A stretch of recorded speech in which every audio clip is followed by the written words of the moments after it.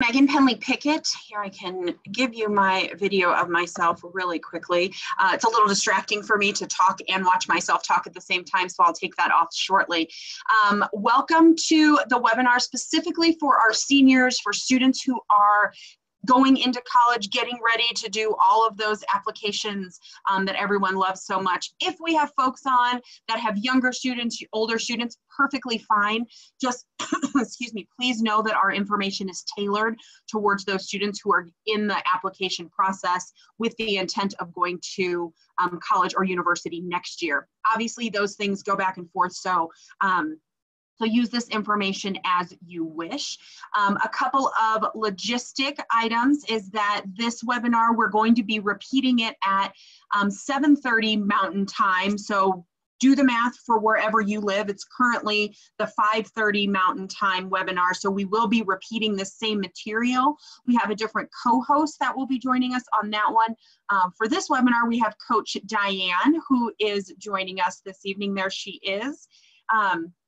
And we will also be recording one or both of these webinars that will then be available to your coaches and potentially the consultants to be able to send out to you. So with all of this really great information, when you want to go back to it, please contact your coach if you want a copy of this and know that we will have that. So with that being said, we have a lot of information to cover tonight. So we have, again, myself, my name is Megan Penley Pickett, and I'm a coach for Heartland, and we're joined by Coach Diane, who is obviously also a coach for Heartland. So we're going to be going back and forth this evening. And the way that we are going to handle this, we have a pretty thick deck of slides. So we have almost 30 slides, lots of information, tried to make it. Some of this is going to be review information for you. Some of this is going to be brand new information. So if you're coming across things that you have questions about, you can do one of two things. One, you can make a note of it. And at the end, feel free, you can unmute yourself at that point and ask the question for the group. If it starts to get a little bit too specific, we may suggest that that goes offline or that you work directly with your Heartland coach. Or you can put it into the chat box. Diane and I are going to be kind of staffing that chat box throughout. It is a little challenging to give the presentation and answer those chat questions in a respectful manner. So we may wait till the end to get to those chats. So anything that you come across that you have questions, please make a note of that, and we will we'll be sure to answer your questions to the best of our ability. Diane, anything that I'm missing or that you want to add? Oh, you're muted, Diane. There we go. Hi, sorry about that. Hi, everyone. No, nothing specific. I was just typing in the chat section that we can track back and answer at more towards the end. So hopefully everybody can see how to get into the chat. If you just kind of move your cursor along the bottom of the screen, you'll see the chat section there. But yeah, definitely let us try and answer most of it more towards the end. Perfect. All right. We are going to jump in because we have a lot of information to cover. So I'm getting a little better about this, but we will see. Okay, so this is our webinar for tonight. I couldn't come up with anything more clever than seniors. So this is really who we're talking about tonight. So let's go here really quick. All right. So this is just a little bit about our program. Most of you, if you're not enrolled in our program, chat with your consultants, but I'm assuming that most folks that are on here, you know, this is really the basis of what our program is. And what we're really getting into is a lot of these pieces that are here tonight. And so, let me do something. Diane, if you could mute yourself really quick, I think we're just getting feedback. Thank you. Yep, that was perfect. Thanks so much. These speakers can be so finicky on these programs. So these are the types of things we're going to talk about tonight, but I always like to leave these pieces in on the majority of our webinars, just to give folks another foundational piece of what the Heartland College Coaching Program is all about. So this is really what we are going to be talking about this evening. We're going to do a quick start overview, and what that really is for students who maybe have not been working with a Heartland coach or not been working with the Heartland coach for a long amount of time, we're going to go through some really quick pieces for you. None of this is going to be in depth, only because we have a short amount of time, and it's meant to give you some information to then talk about with your coach. Hey, maybe I have a question about this, those types of things. So this is really great information for you to then carry forward with your coach or a consultant. If you're a prospective family, really talking with your consultant about how do I get into this process and start moving on this. We're going to go over the admissions process, and there's a lot of variations that happen there. Again, we're going to give that overview. We're also going to talk about the supplemental materials. This applies both to your college or university applications, as well as any grant or scholarship applications. Those often mirror one another. And then we're going to talk about financial aid. I always feel like that needs that like dun dun dun music to go along with it, because financial aid can be really daunting. One piece on financial aid that I want to remind everyone of, and I'll probably do it again later, is our scheduled Parents' Nights webinars for all of our current enrolled students and our consultants that are working on this. We are going into in more depth. We're focusing on financial aid this month on our Parents' Night. So that's going to be on Thursday, October 25th and Tuesday, October 30th. On Thursday, October 25th, it's at 6 p.m. Mountain Time. Again, do the time conversion. And on Tuesday, October 30th, that is going to be at 7 p.m. Mountain Time. So we're going to touch on this again, but please know that in the next 2 weeks, we're doing some webinars specific to financial aid. Okay, so the quick start, again, some of this is going to be review for our students who have been working with coaches for a while, and some of it may be new. And so you can ask yourself, where am I in the process? Am I finalizing my applications? Or have I not even really thought about where I want to go to school, what I want to major in? All of those are fine. We are here to tell you that it's never too late.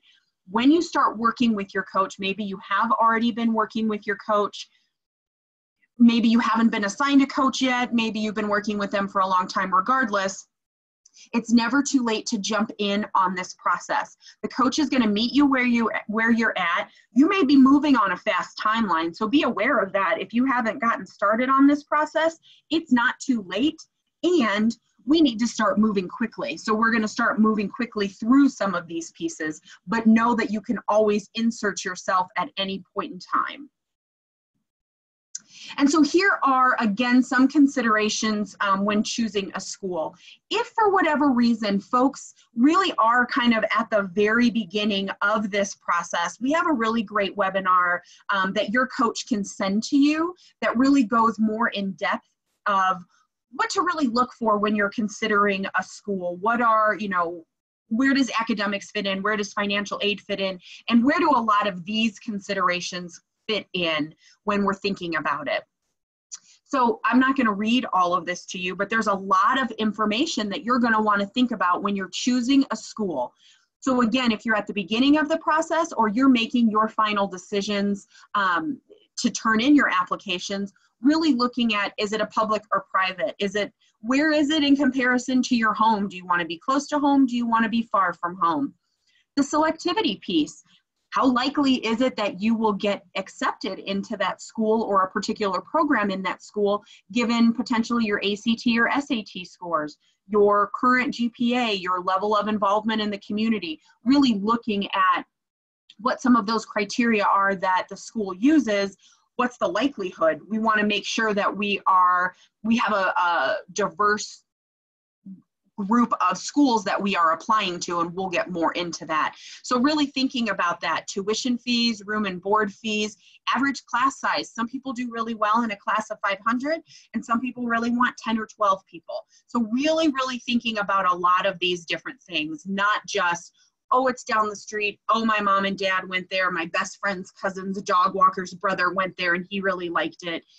Really starting to make sure that when you are deciding on the school that you want to apply to and ultimately attend, that it is going to fit for you, so then you are going to be able to graduate from there, which is going to save you time and money in the end. Diana, if at any point there's things that you want to jump in on any of this with, please feel free to jump in. So some ways, once we've done a little bit of that research, and that, again, it can be fast-tracked. There's a lot of information that's available online that you can, there's visit programs with schools, you can contact their admissions office, you can get appointments with, you know, they have student ambassadors that are at the school, they have professors and teachers and staff members that work at the school. You can get a lot of information quickly. So once you're moving through that, one of the things that we really encourage students to do when they are deciding where to apply is to visit the school. We realize that it is October 18th.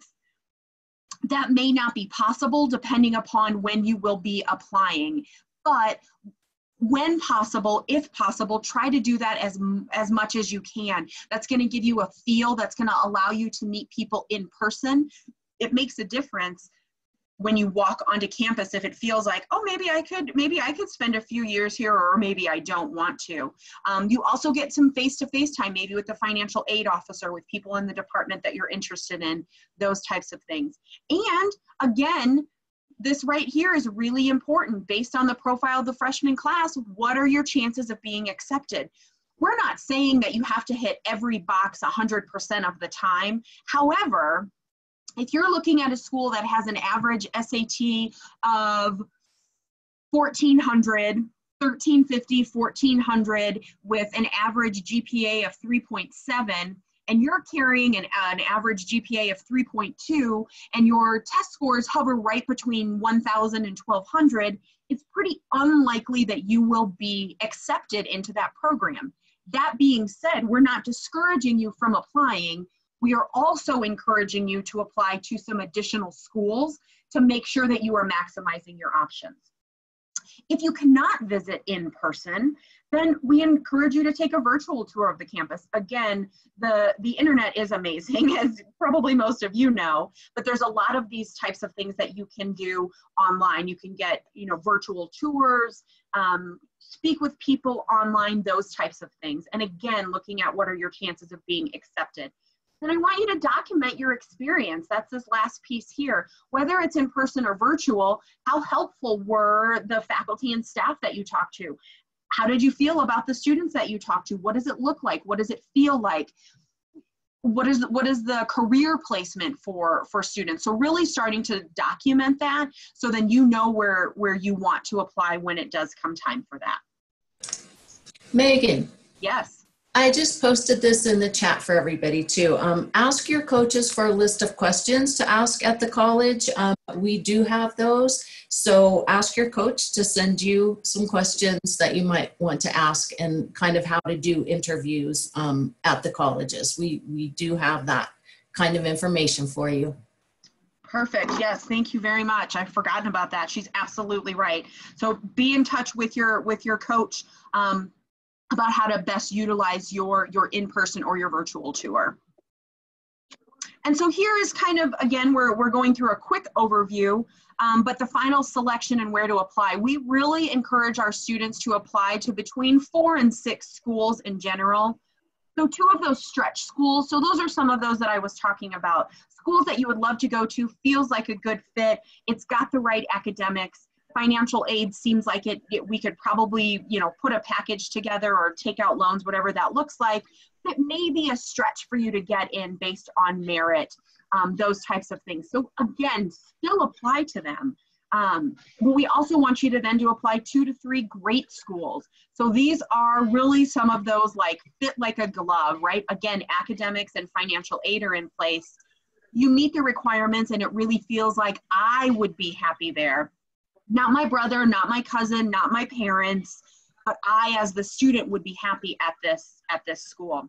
And then really one safe school. And so this is a school that really there should be absolutely no issue with you getting in for the application. Maybe it's not your ideal school, maybe it's the one that is down the road, but it does have the major, right? You don't want to apply to any schools that don't have the major that you're interested in, because that doesn't make a whole heck of a lot of sense.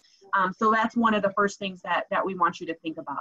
So this is really, and this is a personal decision, so students can apply for more or for less than the 4 to 6 schools, but this is kind of our sweet spot that we really encourage students to apply to.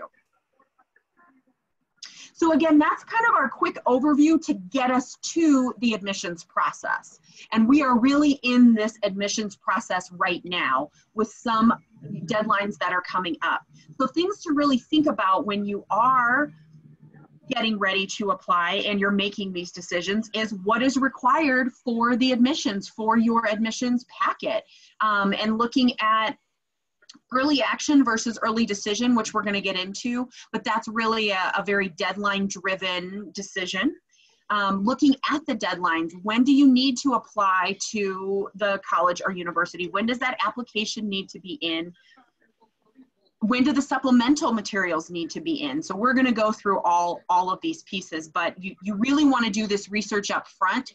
What we don't want to have happen, and I can't stress this enough, although I will try my best, is that the night before something is due, oh, this is due on January 1st, so I'm going to do it on New Year's Eve, right before I go and ring in the new year, or right when I get off work, I'm going to dash off this application. Please, please, please don't do that.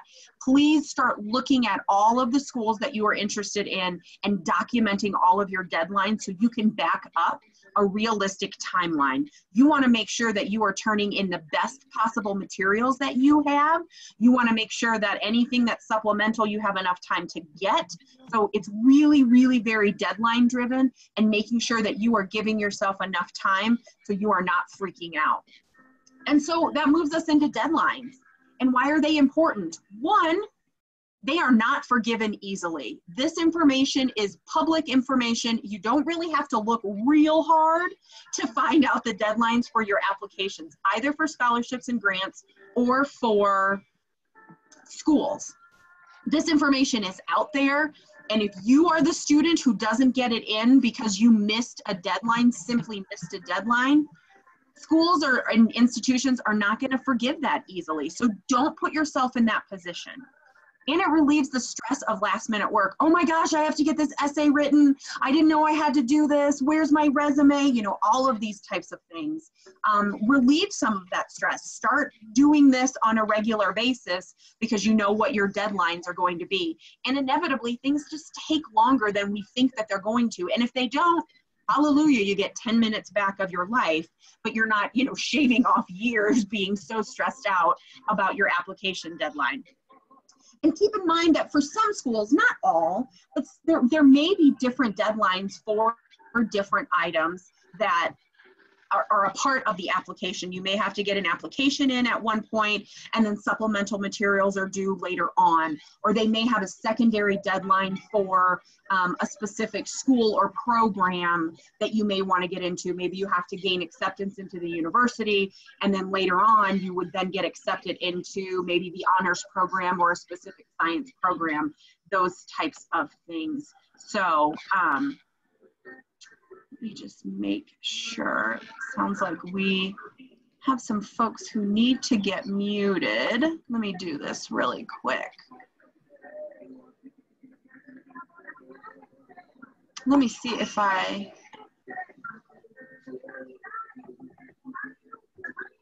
don't know. Hold on one second. I'm gonna jump out really quick to make sure that I can do that.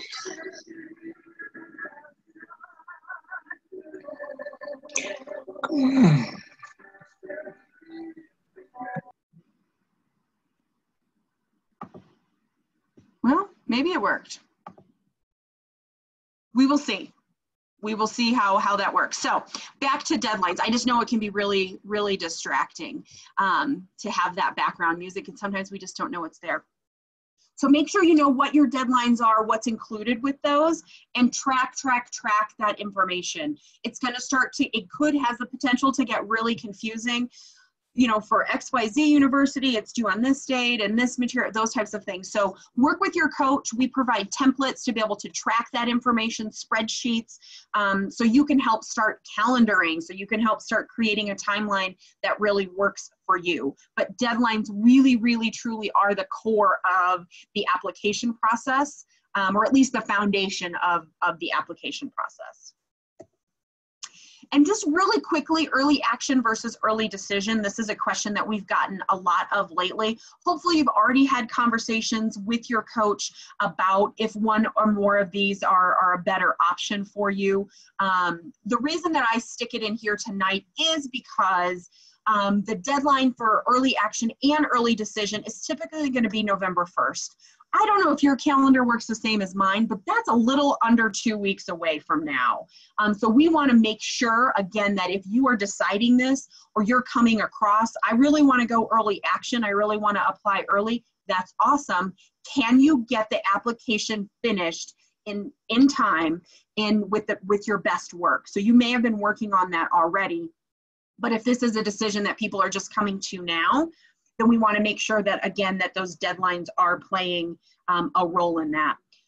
Just one thing to note, and again, I encourage you to talk with your coach about this, excuse me, is that early action, there's a difference between early action and early decision. Really, again, the main difference is that early action is non-binding, which means you can apply to multiple schools early action, you can apply to schools early action, as well as regular action, as well as a later deadline. And when and if you get accepted into those, you're not bound to, you don't have to attend any of those universities. With early decision, that's not the case. It's really important, and we're not going to spend a lot of time on this tonight, but if you are deciding to apply early decision, you're basically saying, when and if I get accepted into XYZ university via early decision, that is where I'm going to go. So you're not applying to multiple places early decision. You're not applying to early decision as well as regular action simultaneously. So you really want to make sure that that is the place that you want to go. Again, if you have questions about this, I encourage you to talk with your coach about what is a great option for you. But again, it's really those deadlines that are driving this. Be prepared with your application materials. What specific information does each application require? It may be different. You may be filling out a common application, which is going to address multiple schools. Make sure that the school that you're interested in accepts the common application. You may have to do 6 to 8 different applications. What do they require? Some of the things that they're going to require, obviously, is your name. But we have run into some of this with the FAFSA applications that were going on or continue to go on. You want to make sure that you are turning in your legal name, not just, I'm Mary Jo, when that's maybe not actually your name. There's going to be a place for you to put a nickname or a preferred name, but make sure that you are prepared with your full legal name, that you have your contact information, that you have your social security number or a different form of ID that you're going to want. Some students are asking, I don't have my social security number. Well, if their parents are anything like I am for my children, my kids' social security numbers are locked away in our, fireproof safe that's in our house. And so it's not something that students are going to have access to right away, but you will need that information when you are applying. Family information, academic history, your test scores if they require it, extracurricular activities. So these are some of the things that seem like, oh, this is going to be pretty easy to run through, and it may not be difficult, but it may be time consuming. So leave some time and space when you're filling out these applications. Make sure that if you need to walk away from your application, that you can save it, that you are, maybe if you've created a profile, most of them are going to work like that, but you want to make sure that you're not getting all the way down to the end and you're putting in your extracurriculars and you walk away and that gets, it goes away. That's all happened to us, right? We're like, oh my gosh, I didn't save it. So make sure as you're putting in all of this time consuming information that you are able to save that you're able to go back in. If for some reason you're not, you need to find that out early on, so then you know that when you are sitting down to fill out this application, you are going to do it in the time that you're allotted for it. So some of the other information that you're going to need to be prepared for are your supplemental materials. So one of the pieces of supplemental materials, and by supplemental materials, what I mean is things outside of the application itself. So we're going to talk about these things in depth, but we're really talking about these letters of recommendation or reference. We're talking about resumes. We're talking about the essays that are part of that. There may be some other pieces, but these are the most common pieces that we see. So people really ask about these letters of recommendation or letters of reference. This is going to come in a couple of different ways for colleges and universities. This also applies to our scholarships and grants that are out there as well. Sometimes it's a link that you can send someone.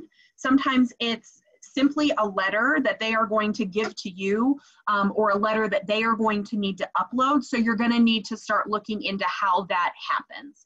And you're going to want to ask for these early. If you have not asked for letters of recommendation or letters of reference, I encourage you for that to be one of the first things you do after this webinar, when you go in and start checking out the deadlines for the schools that you're interested and or a plan to apply to. If they're asking for letters of recommendation, when does that information need to be in? You're going to want to ask for them early. You're going to want to provide specific information to the person you are asking. What's the institution? Why are you asking them for this letter of recommendation or reference? When is the deadline? When you're thinking about the deadline, if it's due with your application on, let's just say November 1st, you're going to want them to get that information to you prior to that deadline. So you can set your own personal deadline with them. And any specifics that need to be addressed in the letter. You're going to have all of this information in the application, so really look at that. You may want to send them, you may want to cut and paste what that prompt is, have someone speak to your leadership ability, have someone, talk about your character, whatever that might be. So you want to make sure that you give them the specifics that need to be addressed in that letter. And then some of the people that you can identify you really are going to want to think about people who can best represent you. If you don't get along with a potential supervisor or a potential teacher, I don't think that is probably your best person to ask for a letter of reference. I used to work at a university, and I would have several students different times of the year come and ask me for letters of recommendation. And there were a couple of times that students who I had really worked with on a judicial basis came and asked me for a letter of recommendation. And I said, I don't think I'm probably the best person to speak to your best qualities. So you're really going to want to think about that. Maybe they're your teachers, they're your job or volunteer supervisors, coaches, for folks that are serving as coaches or as leaders for your extracurricular activities in school or out of school, your community or religious leaders, and other people that you can think of outside of family members, unless it asks specifically for family, but they don't typically. So really start thinking about this. And if you have questions on this, ask your coach the best way to go about this. Megan. Yes. Excuse me again. Well, I'm up anyway. Kind of typing some points in chat, so I didn't have to interrupt you a bunch of times. But speaking to letters of reference, be really careful about what the colleges want. Sometimes they specifically say don't submit anything like that. So it's really important to look at the materials and look at the things they're asking for. And I agree with Megan 100%. A lot of students say, well, I don't think my English teacher likes me. Definitely then find another source. Right, exactly. All right, so resumes. Okay, this is me. Hi guys. I don't know if I have any of my students on, but I say hi to everybody anyway. So let's talk a minute about resumes. Do you need one? The short answer for that is probably. And thanks for tweaking these slides, Megan. They look great. Thank you. So, some schools will ask for them specifically, or they will say they allow them. If they allow them, go ahead and send one. Again, check with what the schools are saying. Sometimes they will specifically exclude certain documents. But it's definitely a very good idea to have one drafted. And, you know, later you can tweak it and use it for employment as well. Ask your coach for a resume template if you don't have one. You know, simple is probably better, even though Word has a gazillion different resume templates you can use. Next slide, please.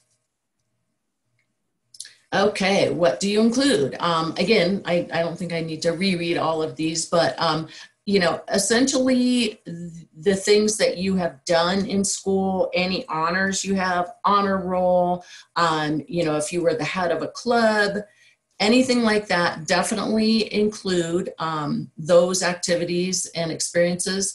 If you speak multiple languages, list that. And then also, if you've been doing work or volunteering outside of school, include that.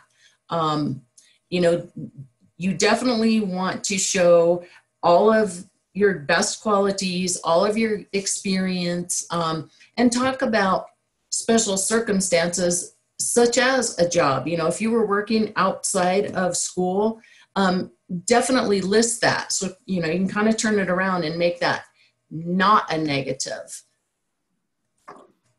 Slide, please. And yes, everything counts.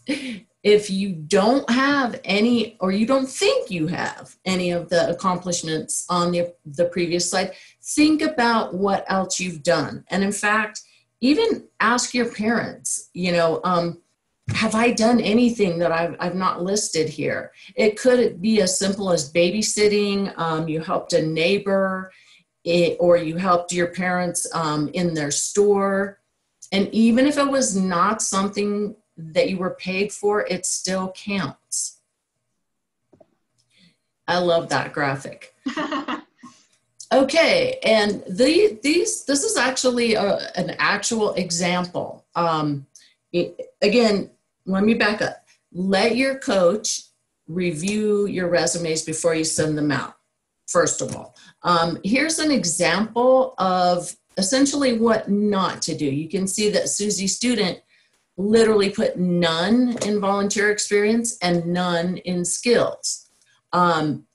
She didn't really think about all of the things she had actually done. So it's really, really bad to skip a section or put none. So let's show you what looks a little better. Now remember, Susie's here. Okay, see all of the volunteer experience that she's got in here and the skills she added.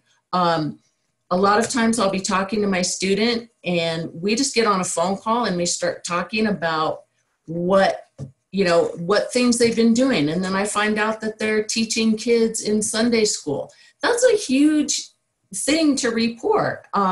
Or that another student helped in her parents' restaurant, actually running the cash register and welcoming guests since she was 13 years old. That's something important to put. So sometimes you kind of have to work with your coach and sort of flesh out the things that you have actually done that would qualify. And again, ask your parents, you know, have I done anything that maybe I haven't listed on here? But you can see that this resume looks so much better than the previous one. You know, these things are some of the first times that a school will meet us. So, you know, it's a really great idea to have a solid resume. Ask your coach for help. We're happy to help edit those. I think I already went over this. Definitely let us review. Whoops. Sorry. And do try to use Word or a common program. I mean, if you send a PDF, we won't be able to edit it. So all we could really do is, you know, put comments on it, and also assume that, you know, the people receiving the resume might not have some program other than Word. So definitely try to use Word if you can. And I think we went over everything else. Yes, ask your coach for a resume template. We start simple. Yes. And just some quotes here from Johns Hopkins. Essentially, it's a chance for you to kind of sell yourself to the school. You know, why are you, you know, more special than another student or as special? Test scores, they really do only tell part of your story. I think a lot of us have heard colleges say that they're trying to take a more holistic approach to accepting students. That is really true. I mean, it used to be just a number, what your GPA was, you know, your test scores. Schools are now throwing that holistic term around. And so a good resume will tell the other part of your story. So students, you're not just a number. You know, the schools actually do want to see how you think. And so your resume is part of that, as well as your essays. And I have a link down here for just a good example of a Johns Hopkins essay that they liked. Another thing about essays, I think next slide, I might have on there. Here's some of what Princeton says. And again, write about something that's important to you, something you were passionate about. You know, don't try to think about, well, what might they want to hear? Write about something that you have experience in and that has had some kind of an impact on you. And when they say don't just recount, reflect. So in other words, you know, you won the big game or the summer you spent in Rome. They really want you to describe what you learned from the experiences, kind of the, you know, the taste, the smells, the sounds, how you maybe interacted with somebody in a foreign country and you learned something. Number 3, this is really important. Being funny is much harder than you think. Sometimes students can use humor that's sort of inappropriate. I can guarantee that anything off color, they will set your file aside. So, you know, be very, very careful when you're trying to be funny. And again, having somebody else look at your essay before you submit it is the best idea. And we'll get into that. And start early, write several drafts.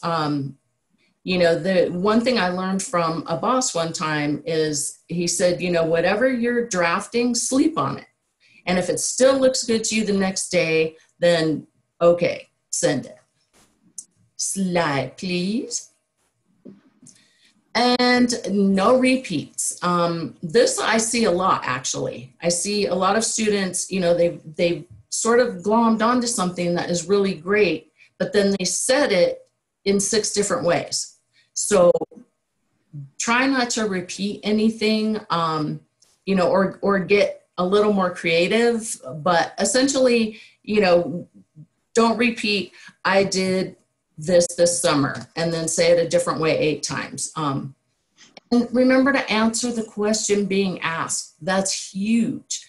You know, you will typically have essay prompts, so they're telling you what they want to know. Make sure that you're addressing the questions that are being asked of you. And we will go to having another person edit. Oh, no, you're okay. You're okay. Well, I'm going to go back to that anyway. This is a really great tip. This is something I've been having my students do. Look at the college's mission statement. They all have them. In fact, sometimes you'll have a department has its own mission statement. Write to that, speak to that mission statement without repeating it verbatim. Let's say, for instance, MIT, they tout that they are always on the cutting edge of technology. If that's in their mission statement, write to that topic. You know, this has just been a really, really great tool that students have used, and the essays just come out really cool that way, because the school, you know, the school knows what their mission statement is, and they know they can ping on part of, you know, what you mentioned, like being on the cutting edge of technology. And But again, don't draft it verbatim, because they'll know that too. But use this tip. It's really, really helpful. And every school will have a mission statement. It's usually, in the About Us section on their website. So look for the university's mission statement as well as the department's. Thank you. Okay, this is a big one. My boss would strangle me if I did not emphasize this.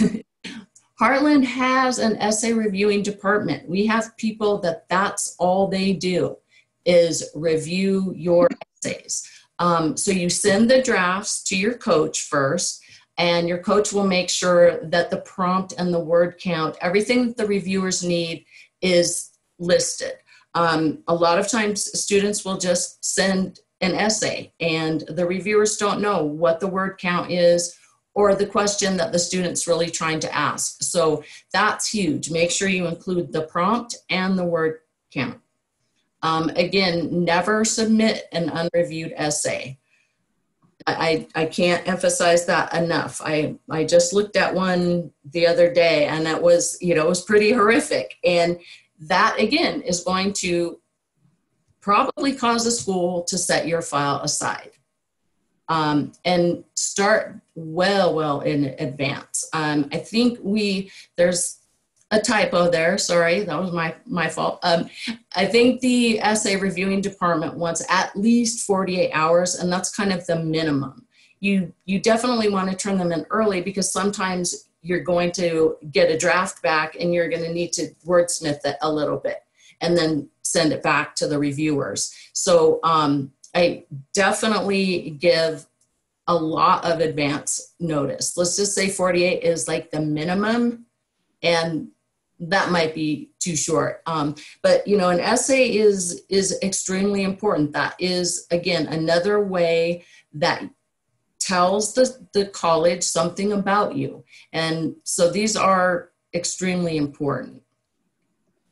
And I think, some essay resources for you, Cooter, obviously, and you can ask your coach. And then I have 3 links here, a New York Times link, a Princeton, pardon me, that's my hyphen line, a Princeton review, USA Today. And I think we can email you this so you can have active links if you don't have time to take these down now. But so use all the resources that are out there and send the essay drafts to your coach. Coach will check them, send them to the essay reviewers, and we have really amazing people doing essay reviews. So take advantage of that.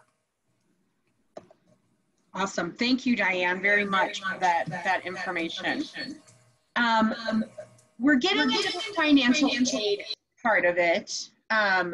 And again, just to reiterate, we're not going to spend a ton of time on this tonight, because we are going to spend more time on it in our parents' nights, where it's all about financial aid. So again, that's on Thursday, October 25th at 6 p.m. Mountain Time, as well as Tuesday, October 30th at 7 p.m. Mountain Time.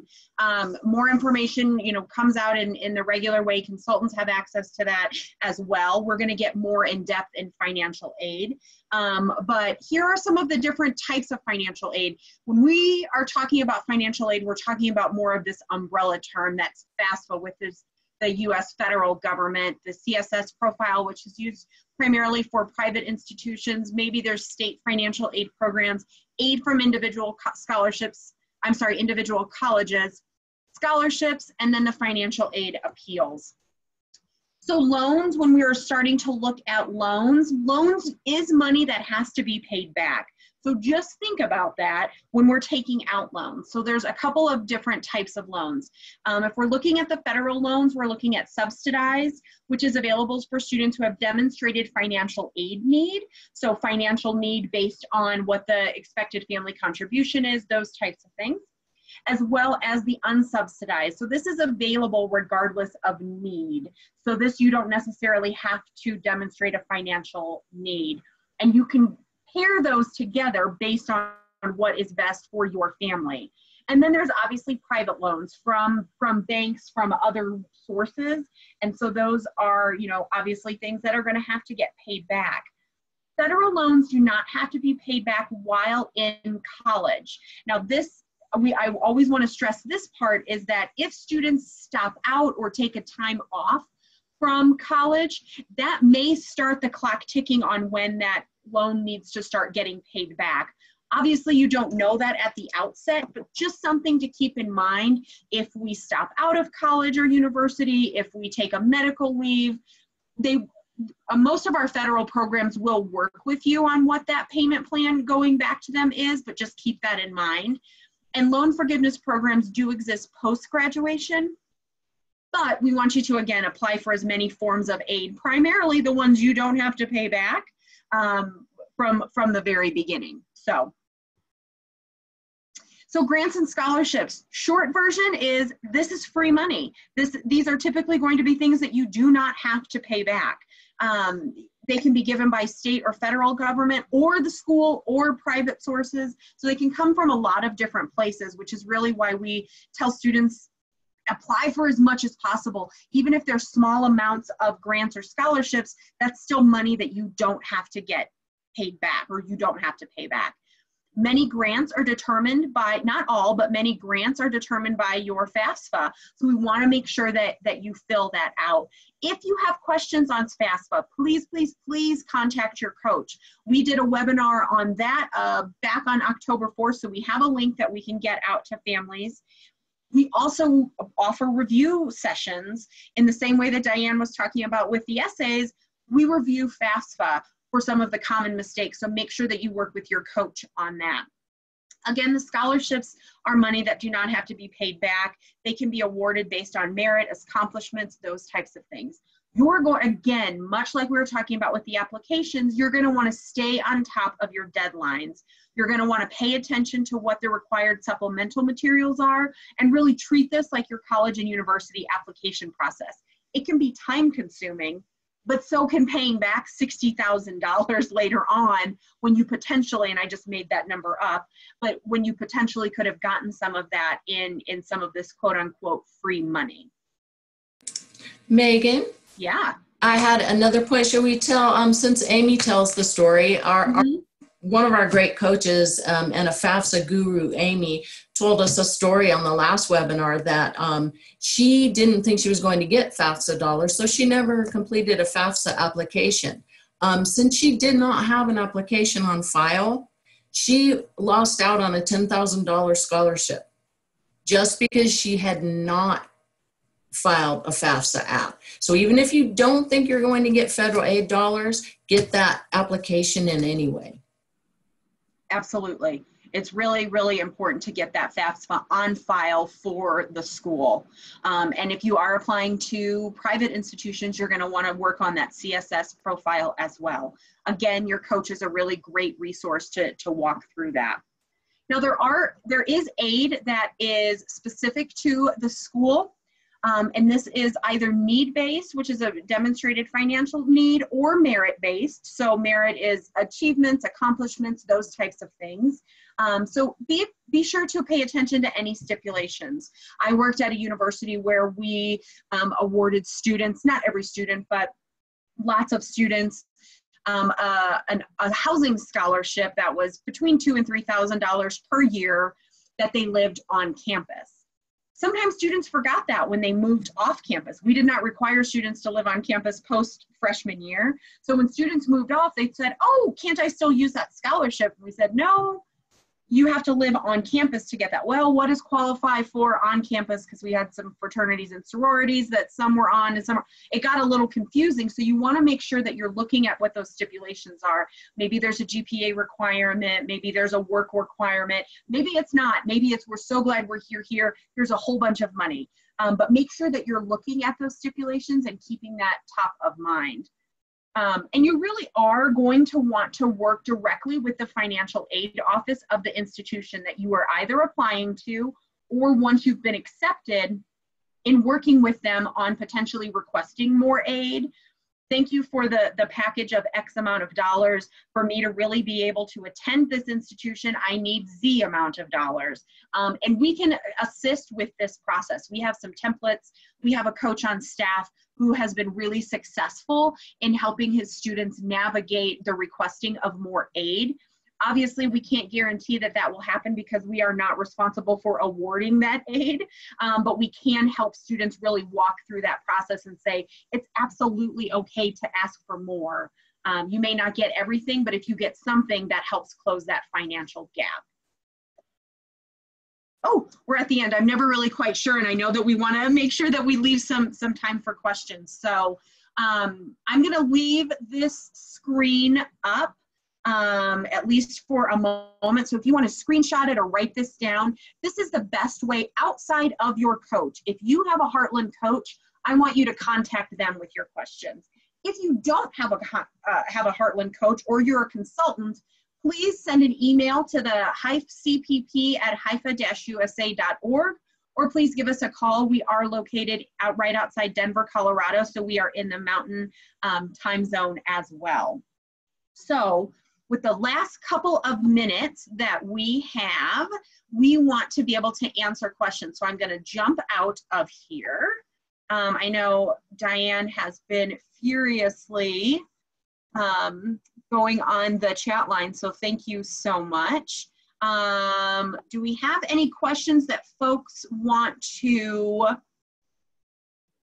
ask in person for our last couple of minutes? You'll just need to unmute yourself if you do.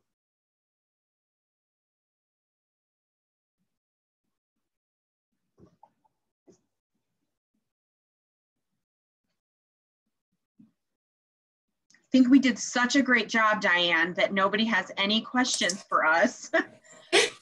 No, I know. Well, I see somebody typing there from SSD and all it says is hi. So I'm not sure if that is a question or not. But yeah, definitely just put your cursor in the top right of your picture there and you'll see a button to unmute. But I agree with Megan that, you know, your coaches are probably your best resource. So definitely ask your coaches. Okay, I see the question, is it still a good time to join for my son? He is in 12th grade. Well, what do you think, Megan? I think that depends, right? I do think it depends. I mean, I think my standard answer out of the best of intentions is that, again, it's never too late. But it depends on where your student is at. You know, it depends on where they're at in the process. If they have all of these things nailed down, certainly we can offer resources as it comes to scholarships and financial aid, when it comes later on, when he's being accepted to multiple schools, those types of things. And if a student is really very, very early on in the process, isn't really sure what they want to major in, not really quite sure or sure at all about the career, and then, you know, back that up to which school would be great for them with that particular major and going through those different criteria, then yes, I think that this is a great program and it's never too late to start that. The student will just need to be honest with the coach and be willing to kind of fast track some of these to make sure that that they're willing to do the work. So so that would be my take on that. Yeah, I definitely agree with you, Megan. You know, and even if students don't have all these things prepared, like for instance, you're asking about, you know, econ or business as a major, we can certainly help guide the student. Again, we may be pushing a little bit. We may be, you know, really taskmasters because there's a lot of, you know, time deadlines and things like that. The Quest Bridge program, the only thing that I really have to say about the Quest Bridge program is that it's limited in the schools that they work with. So, you know, I'm not a proponent of it just because of that, because there are limitations, and, you know, you don't want to limit your choice of schools. So I don't know how many students qualify for the finalist in Questbridge? I mean, I don't know. Or are you asking how many students qualify for the finalist every year in Heartland?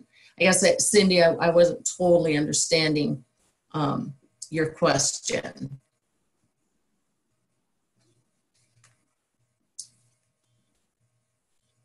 Okay, we have another one.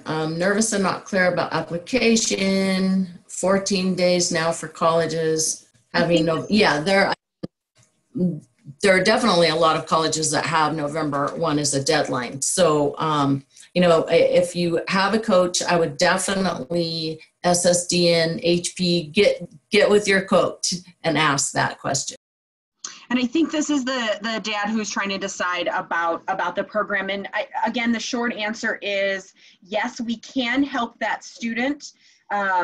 November 1 is a tight turnaround, and there are other deadlines that come up. So again, if the student is interested in the program, is interested in working the program quickly with the coach, this is a really great program. If the student is uninterested, is not interested in working with the coach, then no, this is not a good use of time or money or resources. So I think, especially with this short amount of time, you know, if we're getting 8th and 9th graders that are a little on the fence and figuring out what they want to do, we have time to build that rapport.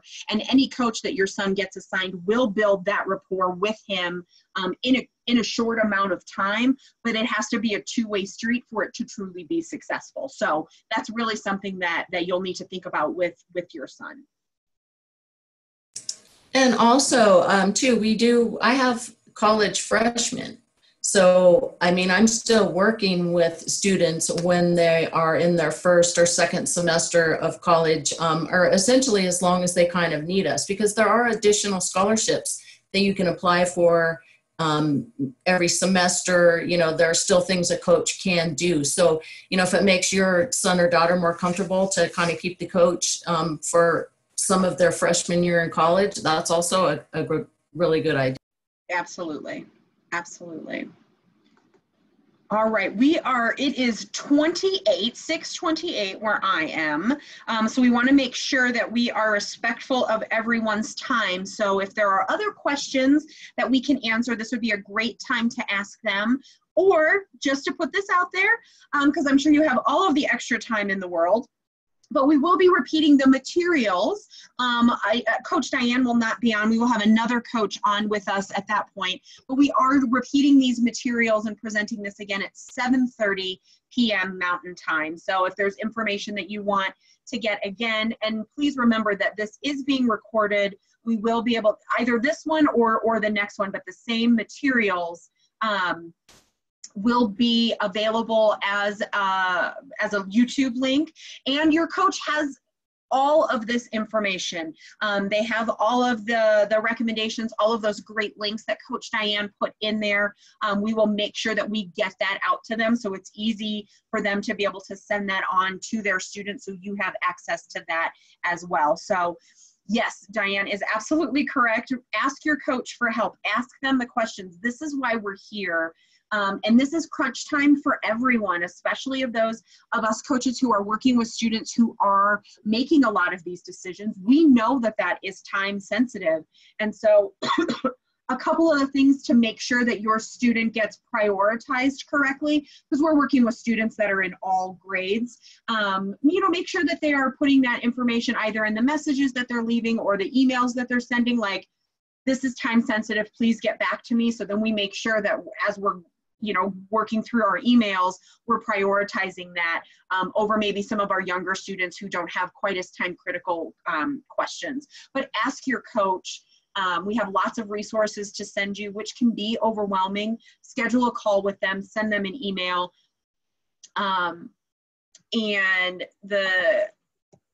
So if you have any other questions. And Megan, I just wanted to say thank you so much. You did a really great job with these slides. So thanks for helping mine look better than what I sent to you. So I just wanted to thank you very much. And also parents, we understand the stress. We understand the stress with your kids and with you guys.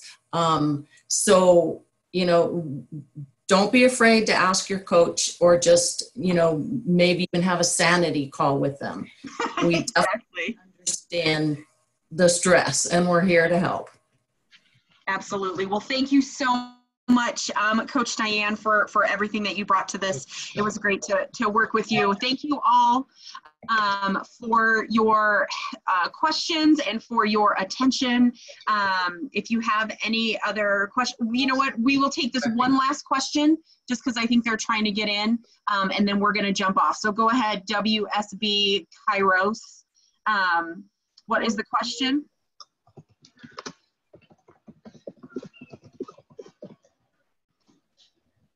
Holistic, sorry.